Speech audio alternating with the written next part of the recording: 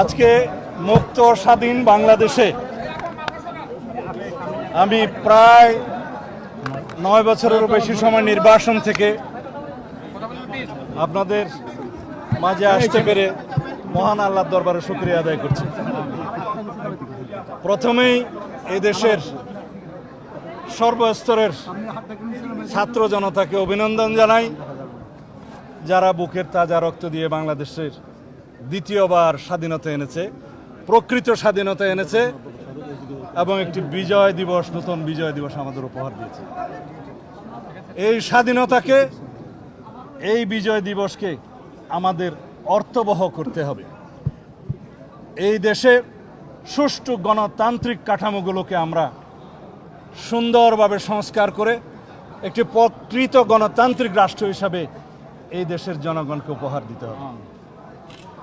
এই দেশের জনগণ যাতে স্বাধীনতার, গণতন্ত্রের এবং এই বিজয় দিবসের সুফল ভোগ করতে পারে, সেজন্য আমি সর্বস্তরের জনগণকে আহ্বান জানাবো, আপনারা ধৈর্য ধরুন, আপনারা শৃঙ্খলা ফিরিয়ে আনুন এবং এই দেশে যে একটি একবিংশ শতাব্দীর পৃথিবীতে একটা নজিরবিহীন ছাত্র জনতার বিপ্লব হয়েছে, সেই বিপ্লবকে পৃথিবীর সামনে দেখিয়ে দিতে হবে।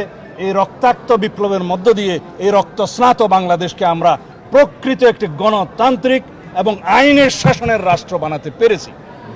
যদি আমরা আইনের শাসনে কায়েম করতে